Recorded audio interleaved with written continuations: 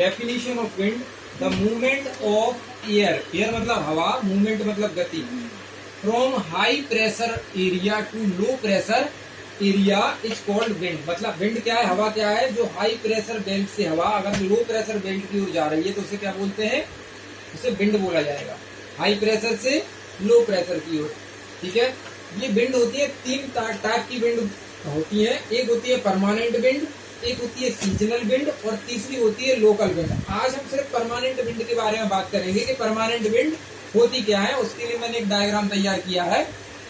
इस डायग्राम में मैंने अर्थ को बनाया है और इसको प्रेशर बेल्ट्स में डिवाइड कर दिया है।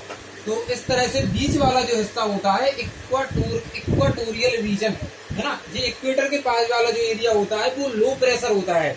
यहाँ पर हवाएं बिल्कुल शांत रहती हैं, रोज पानी बरसता है और रोज ही यहाँ पर तेज धूप भी होती है, मतलब पूरा एरिया शांत रहता है।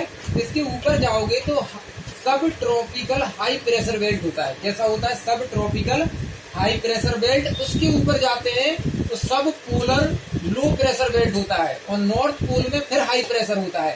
मतलब ये देखिए, लो प्रेशर फिर हाई प्रेशर फिर लो प्रेशर फिर हाई प्रेशर, और सेम पैटर्न हमारा नीचे भी चलता है। यहाँ low pressure, high pressure, again low, again high. अब क्या होता है कि हवाएं क्या करती हैं, हमेशा हाई प्रेशर से लो प्रेशर की ओर मूवमेंट करती हैं। तो जो हवाएं हाई प्रेशर और इस वाले एरिया में कहां से, नॉर्थ पोल से लेके सब पोलर लो प्रेशर बेल्ट के बीच में, नॉर्थ पोल से लेके सब पोलर लो प्रेशर बेल्ट में जो हवाएं ईस्ट से वेस्ट की ओर मूवमेंट करती हैं उन्हें हम ईस्टर्लीज नाम देते हैं, क्योंकि ये कहां से आ रही हैं, ईस्ट से आ रही हैं।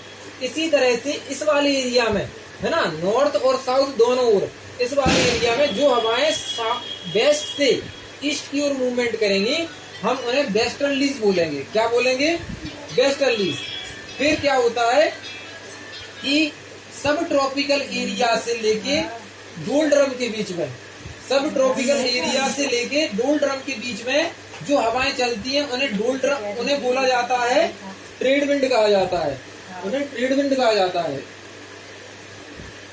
ठीक है, ट्रेड विंड कहाँ, ऊपर भी चलती है, ये पूरा का पूरा एरिया ट्रेड विंड का एरिया है। ठीक है, ऊपर भी चलेंगी और नीचे भी चलेंगी। ठीक है, दोनों ट्रेड विंड का एरिया है। इसमें क्या होता था कि पुराने समय में जब जहाज जब एक देश से दूसरे देश के लिए माल भर के जाता था जहाज, और उसमें चलाने वाले लोग हाथ से जहाज को चलाते थे, तब ज्यादा ताकत लगानी पड़ती थी क्योंकि मशीनें नहीं थी। तो हम इंतजार करते थे कि कब हवाएं उस दिशा में मूव करेंगे, क्योंकि हवा के साथ में क्या होता था, जहाज आसानी से चला जाता था। तो हम इन हवाओं का इस्तेमाल करते थे एक जगह से दूसरी जगह माल को ले जाने में, इसीलिए हम इन हवाओं को ट्रेड विंड कहते हैं। इनका नाम ही ट्रेड विंड इसलिए है क्योंकि पहले के जमाने में इन हवाओं का इस्तेमाल एक देश से दूसरे देश में माल को ले जाने और लाने के लिए करते थे। These are called trade wind. और ये तीनों विंड, ईस्टर्लीज, वेस्टर्लीज और ट्रेड विंड, इन तीनों विंड को परमानेंट विंड कहते हैं। क्या कहेंगे, परमानेंट विंड।